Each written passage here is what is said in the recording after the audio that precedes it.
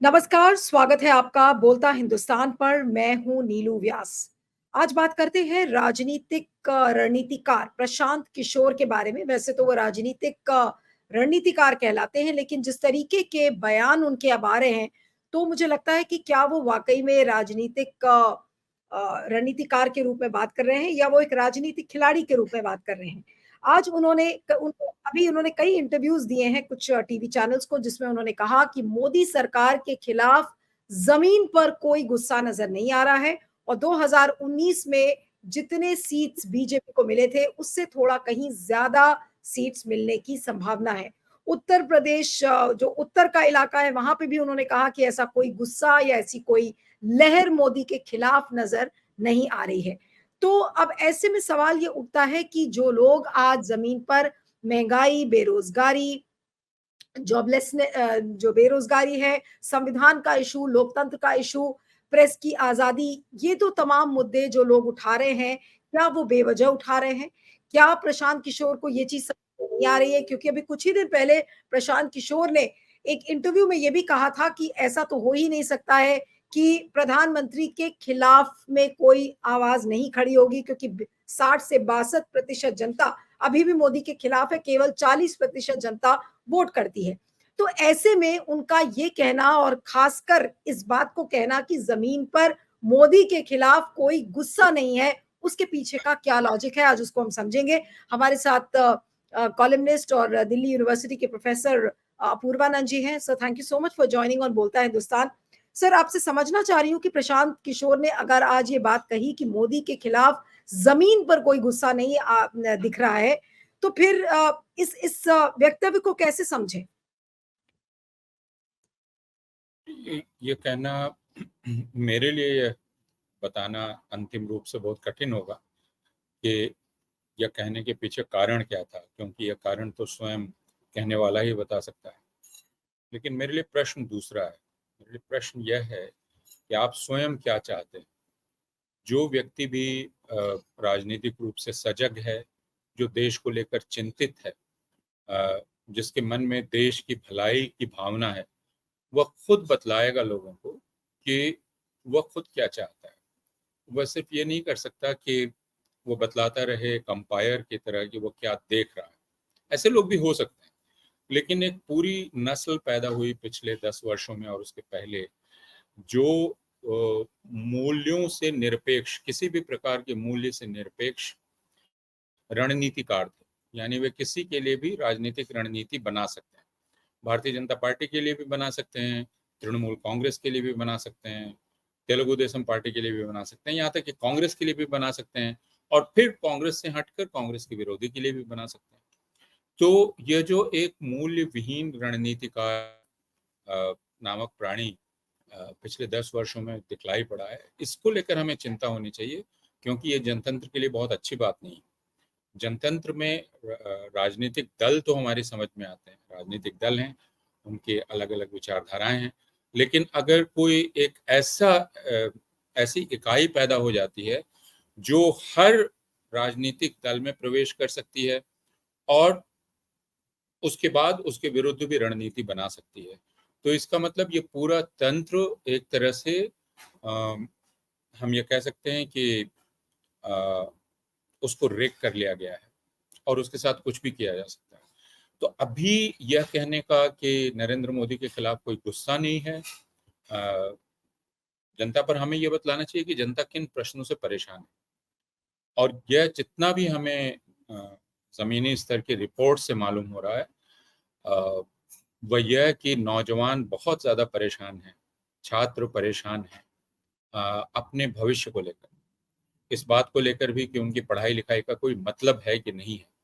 तो दरअसल अभी जो भी पूरी परिस्थिति को देख रहा है, उसका कर्तव्य यह है कि वह इन बातों को बतलाए कि मसले क्या हैं, है ना? हमने पिछले दिनों एक और शब्द सुना है जिसको कहते हैं स्पिन करना, स्पिन देना। तो आप किसी चीज़ को स्पिन देते हैं, इसको माना जाता है कि ये बहुत हुनर की बात है। लेकिन ये अच्छी बात है कि नहीं, इस पर कोई विचार नहीं करता। कि आप स्पिन कर रहे हैं किसी बात को, उससे इस देश का भला हो रहा है या नहीं हो रहा है? तो जो प्रश्न है, वो प्रश्न बहुत सीधे से हैं कि क्या भारतीय जनता पार्टी की इस सरकार का आगे बने रहना देश के हित में होगा या नहीं होगा। इस प्रश्न का उत्तर प्रत्येक राजनीतिक विश्लेषक को देना पड़ेगा, प्रत्येक राजनीतिक जो आप कह सकते हैं नज़र रखने वाले लोग हैं, उनको देना पड़ेगा। वो ये कह के नहीं निकल सकते कि नहीं, हम तो सिर्फ बतला रहे हैं, हमको जो दिख रहा है। मैं फिर कह रहा हूँ कि कौन क्या कह रहा है, उसके पीछे क्या कारण है, इसकी जासूसी करने का तो हमारे पास कोई उपाय नहीं है। लेकिन यह एक ऐसी इकाई का पैदा होना, जो एक दल में पदाधिकारी हो, फिर उसके विरोधी दल में पदाधिकारी होने के लिए प्रस्तुत हो जाए, फिर तीसरे दल में पदाधिकारी होने के लिए प्रस्तुत हो जाए, फिर स्वतंत्र रणनीतिकार हो जाए, ऐसा व्यक्ति जनतंत्र के लिए बहुत स्वास्थ्यकर नहीं है। आपने बहुत बड़ी बात कही कि ऐसे लोग जो कि सिद्धांत और मूल्यों के विहीन हैं, किसी भी पार्टी के साथ अपने आप को अलाइन कर लेंगे, तो वो जनतंत्र के लिए या लोकतंत्र के लिए ठीक नहीं है। लेकिन आज इस बात को लेकर तमाम लोग सोशल मीडिया पर बात भी कर रहे हैं और टॉप ट्रेंडिंग टॉपिक इस समय अगर ट्विटर का, अगर आप एक्स को उठाकर देख ले, तो प्रशांत किशोर चल रहा है और प्रशांत किशोर के ये बयान कि मोदी के खिलाफ गुस्सा नहीं है। अब सवाल ये उठता है कि एज अ पॉलिटिकल कमेंटेटर और जो पॉलिटिक्स को बहुत क्लोजली समझता है, अपूर्वा जी आपसे जानना चाहूंगी कि क्योंकि वो एक जन स्वराज पार्टी भी चला रहे हैं, उनका ये दावा रहा है कि अगले जो अब आने वाला जो बिहार का चुनाव होगा उसमें वो जेडीयू को रिप्लेस करने के लिए सोच रहे हैं। तो अगर उस लिहाज से इनके बयान देखे जाए प्रशांत किशोर के, तो आपको क्या लगता है कि क्या वो जेडीयू की जगह अपने आप को देख रहे हैं? क्या वो मोदी जी को इम्प्रेस करने में लगे हुए हैं, या फिर वो मोदी के एक एजेंट इस समय बन गए हैं जो कि माहौल को ठीक करने का एक निर्देशन लेके आए हैं? हो सकता है मोदी जी ने उनको कहा हो, ये तो खैर काइट फ्लाइंग हो जाएगी या स्पेकुलेशन हो जाएगा, लेकिन आपको लेके क्या क्या देख के ऐसा नहीं लगता है कि वो इस समय बीजेपी के एजेंट के रूप में काम कर रहे हैं? देखिए, मैं फिर कह रहा हूँ कि मैं इस तरह कोई कयास आराई मैं नहीं करूँगा और मैं नहीं जानता हूँ कि कारण क्या है। हो सकता है वास्तव में उनको ऐसा लग रहा हो कि ज़मीन पर कोई गुस्सा नहीं है, क्योंकि अलग-अलग तरह की रिपोर्ट मिल रही है, वो किस तरह के लोगों से मिल रहा है। लेकिन मेरा प्रश्न अभी सिर्फ ये होगा कि यदि आप एक अभियान में लगे थे, उस अभियान से अचानक अपने आप को हटाकर और एक टिप्पणीकार के रूप में प्रस्तुत कर देना, इससे एक सवाल उठता है। वह सवाल किसी के भी दिमाग में उठेगा। दूसरा, जो मैं कह रहा था पिछले 10 वर्षों की परिघटना भारतीय राजनीति में, वह यह है कि आप किसी को उत्पाद बना के प्रस्तुत करते हैं, प्रोडक्ट बना के प्रस्तुत करते हैं। जैसे नरेंद्र मोदी को स्वयं एक प्रोडक्ट बना के प्रस्तुत किया गया। नरेंद्र मोदी एक भारतीय जनता पार्टी नहीं, नरेंद्र मोदी को प्रोडक्ट बना के प्रस्तुत किया गया कि यह है एक प्रोडक्ट, उसकी पैकेजिंग की गई, सामने रखा गया और लोगों को खरीदने के लिए कहा गया। तो आज जो यह ट्रेंड कर रहा है, मुझे लगता है कि यह भी उसी प्रोडक्ट मेकिंग प्रोसेस का एक हिस्सा है, जिसमें इस चीज को एक प्रोडक्ट बनाया गया और सामने रखा गया। और इंटरनेट पर ट्रेंड कराने के अपने तरीके होते हैं। अ, आप कैसे ट्रेंड करा सकते हैं, आप पूरी फौज लगा सकते हैं, और वो पूरी फौज इस समय अगर सबसे ताकतवर किसी के पास है सोशल मीडिया में, तो वो भारतीय जनता पार्टी की है। इसको हम जानते हैं। हम ये सुन चुके हैं भारतीय जनता पार्टी के एक बड़े नेता से, जो गृह मंत्री भी हैं भारत के, कि हम चाहें तो सच को झूठ और झूठ को सच बना देंगे। हम उसको इस तरह से फैला देंगे कि लोग उसको सच मानने लगें। उन्होंने खुलकर कहा है। तो मुझे इसमें बहुत आश्चर्य नहीं कि खुद इस चीज को, यह जो एक बात है जो कही गई है, इसको एक प्रोडक्ट बना के पेश किया जा रहा है, ताकि लोगों का माइंड स्केप इससे भर दिया जाए। क्योंकि आगे आने वाले कुछ दिन बहुत ही महत्वपूर्ण हैं, और यदि आप लोगों को यह समझाने में कामयाब हो गए कि अब विकल्प ही नहीं है, कहीं कोई गुस्सा नहीं है, तो फिर आपका मत देने का जो रुझान है, वो उसकी तरफ चला जाएगा। यानी जो व्यक्ति अवश्यंभावी दिख रहा है, आप उसको रोक नहीं सकते हैं, तो लोग ये मानने लगेंगे कि ठीक है, अपना वोट बर्बाद क्यों करना है, इन्हीं को वोट दे दिया जाए। तो इस वक्त इस तरह की बात करने का एक नतीजा ये निकाला जा सकता है। इसलिए मैं कह रहा हूँ कि इसमें कई शक्तियां लगी हो सकती हैं। ये जब तक कोई इसका अध्ययन न करे ठीक से, और ये बाद में ही हो सकता है कि कैसे यह सब कुछ हो रहा है इन्हीं दिनों में, तब तक हम समझ भी नहीं सकते हैं क्या हो रहा है। लेकिन ये मुझे लग रहा है कि इसको अभी एक प्रोडक्ट के तौर पर पेश किया गया है जनता के सामने, वोटर्स के सामने, कि यह एक बात है जो एक साख वाले व्यक्ति ने कही है, एक ऐसे व्यक्ति ने कही है जिसने 2014 में एक सफल प्रोडक्ट लॉन्च किया था, या एक प्रोडक्ट को सफलतापूर्वक लॉन्च किया था। आखिर उनकी उनकी पूरी शोहरत क्या है? उनकी शोहरत ये है कि उन्होंने एक ऐसे व्यक्ति को प्रोडक्ट के रूप में लॉन्च किया जिसकी उसके पहले छवि बिल्कुल दूसरी थी। तो सफलता तो इसी बात की है ना। तो उस चीज का फायदा उठाकर अब इस बात को लोगों के सामने पेश किया जा रहा है, जो व्यक्ति इतना सफल है उसकी बात गलत कैसे हो सकती है। और उसके पीछे और भी बातें हैं, जैसे अगर आप पिछले 1-2 साल के उनके बयान देखेंगे तो आलोचनात्मक बयान भी हैं। तो कहा जाएगा कि नहीं, वे तो निष्पक्ष ढंग से बात करते हैं, अभी जो उनको दिख रहा है वो बतला रहे हैं, तो इसलिए अब बेचारे क्या करें। इसके पहले तो वो आलोचना भी कर चुके हैं। लेकिन मैं फिर दोहरा रहा हूँ, एक अध्यापक के तौर पर, एक लेखक के तौर पर, कि हमें, हमारी जिम्मेवारी क्या है। अगर हम बौद्धिक व्यक्ति हैं, हम अगर राजनेता हैं तो भी, और प्रशांत किशोर राजनेता बनना चाहते हैं, वो एक अभियान चला रहे हैं, तो हमारी जिम्मेवारी है ये बतलाने की कि देश किस स्थिति में है। क्या देश में जनतंत्र खतरे में है या नहीं है? देश की सारी जो राजकीय संस्थाएं हैं, क्या उन राजकीय संस्थाओं को तोड़ नहीं दिया गया है? और क्या अगर यह सरकार वापस आ गई तो जो भी बचा खुचा जनतंत्र है वह समाप्त नहीं हो जाएगा? तो हमारी जिम्मेदारी यह बतलाने की है, जनता को सावधान करने की है, न कि किनारे खड़े होकर बतलाने की है, कि लहरें गिनने की है, कि एक लहर इधर आ रही है, एक लहर उधर जा रही है। लेकिन अपूर्वानंद जी, कुल मिलाकर अगर प्रशांत किशोर के इस बयान को देखें और इस इंटरव्यू को देखें जिसमें वो बार बार ये बात को कह रहे हैं कि भाई मोदी के खिलाफ कोई गुस्सा नहीं है, तो कई लोग इस बात को ये भी कह रहे हैं कि भाई इस समय एक अकाउंटेबिलिटी के मूड में है लोग इस समय जवाबदेही मांग रहे हैं कि मोदी सरकार ने क्या किया पिछले 10 सालों में।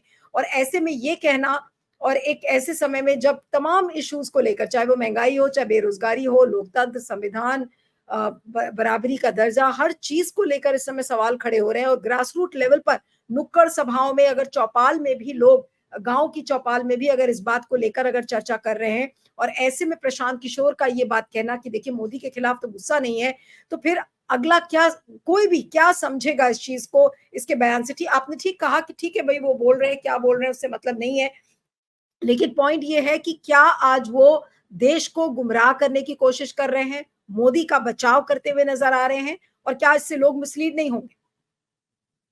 मैंने ये बात शुरू में ही कह दी है कि आपने आपने एक प्रोडक्ट लॉन्च किया तो आपकी पूरी आदत है प्रोडक्ट लॉन्च करने की, आप वही करते रहे और अभी भी आप वही कर रहे हैं। जब आप ये बतला रहे हैं तो आप उसका आधार नहीं बतला रहे हैं कि गुस्सा नहीं है, यह जानने का आधार क्या है। आपने कह दिया तो क्या उसको मान लिया जाए? आप किस अध्ययन के आधार पर, कौन सा अध्ययन आपने किया, कौन सा सर्वे किया जिससे आप इस नतीजे पर पहुंच गए कि लोगों में गुस्सा नहीं है? वो आपको बतलाना पड़ेगा।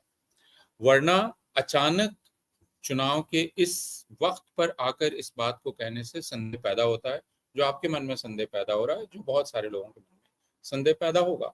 और मैंने कहा कि यह आपका काम नहीं है यह अभी बतलाना। देश अपने बौद्धिक लोगों से अपेक्षा दूसरी करता है, वह उनको यथार्थ के बारे में बतलाए। वे सिर्फ सफलता के गुण न गाएं, और वे न कहें कि जो सफल है वो कितना प्रभावशाली है।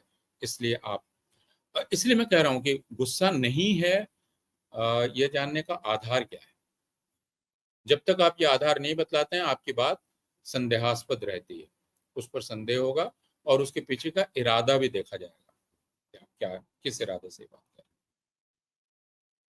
तो आप इनके बयान आप किस नजरिए से देखते हैं? आप, ठीक है, मतलब बौद्धिक लोगों को ट्रैक पर लाने का काम करेंगे, जो इश्यूज हैं उनको समझने का काम करेंगे, लेकिन आप प्रशांत किशोर अगर इस राग में बात कर रहे हैं तो आप उनको उनके इस बयान को किस तरह से लेंगे? मैं तो इस रूप में देखता हूँ नीलू जी कि जब देश डूब रहा हो और कोई किनारे पर बैठकर हंसते हुए कहे कि जो डुबा रहा है उसको लेकर किसी में कोई गुस्सा नहीं है, तो मुझे उस आदमी पर काफी संदेह है। देश डूब रहा है और इसमें जो भी इस किस्म की बात करता है वो इस नाव में छेद और बड़ा करता है, और इसलिए मुझे तकलीफ है ऐसे सारे लोगों पर जिनके पास ऐसी बौद्धिक क्षमता है और वह देश को सावधान सजग करने की जगह एक तरह से आनंद ले रहे हैं। यह देखने और आनंद लेने और टिप्पणी करने का समय नहीं। मेरी तकलीफ यह है। एक आखिरी सवाल पूछूँगी, आपने शुरू में ही कहा जिस चीज़ को लेकर कि प्रशांत किशोर जैसे लोग अगर इस तरीके की बात कर रहे हैं और आपने अभी भी कहा कि नाव में छेद करने का काम कर रहे हैं, तो क्या ये लोकतंत्र के लिए, हमारे जनतंत्र के लिए प्रशांत किशोर जैसे लोग इस समय एक बहुत बड़ा खतरा हैं? मैंने तो शुरू में ही कहा कि ऐसे तत्वों का प्रवेश, ऐसी इकाइयों का प्रवेश जो मूल्य निरपेक्ष हैं, जिनका कोई मूल्य नहीं है, जो जिस बर्तन में जाते हैं उसी बर्तन में ढल जाते हैं। जैसे पानी का कोई आकार नहीं होता, जिस बर्तन में जाता है उसमें ढल जाता है, और वो कहीं भी जा सकते हैं। ऐसे लोग जनतंत्र के लिए बहुत खतरनाक हैं। जो ये कहते हैं कि मेरा काम तो इमेज बिल्डिंग करने का है, आप मुझे पैसा दे दीजिए, मैं आपकी इमेज खड़ी कर दूंगा। आज मैं अरविंद केजरीवाल की करूंगा, कल मैं अमरिंदर सिंह की करूंगा, परसों मैं भारतीय जनता पार्टी के नेताओं की करूंगा, तरसों में तेलुगु देशम पार्टी की करूंगा। ऐसे लोग जनतंत्र के लिए बहुत खतरनाक हैं, क्योंकि वे जिस चीज को अप्रासंगिक बना देते हैं वह है विचार। तो जनतंत्र में जो सबसे महत्वपूर्ण चीज है विचार, उसी को वो कहते हैं कि विचार महत्वपूर्ण नहीं, महत्वपूर्ण है इमेज। तो मैं इमेज आपकी बनाऊंगा, विचार महत्वपूर्ण नहीं है। और अगर आप श्रीकांत वर्मा को देखें तो जहां विचार नहीं रहता है वह समाज समाप्त हो जाता है। तो इमेज और विचार में जब द्वंद्व हो और कोई कहे कि मैं इमेज बिल्डर हूं, मैं इमेज बना सकता हूं, मेरा यही काम है, मैं इमेज रखता हूं, विचार से मुझे कोई लेना देना नहीं, ऐसे लोग बहुत खतरनाक हैं। चलिए, आपका बहुत-बहुत शुक्रिया sir. Thank you so much for joining. Thank you.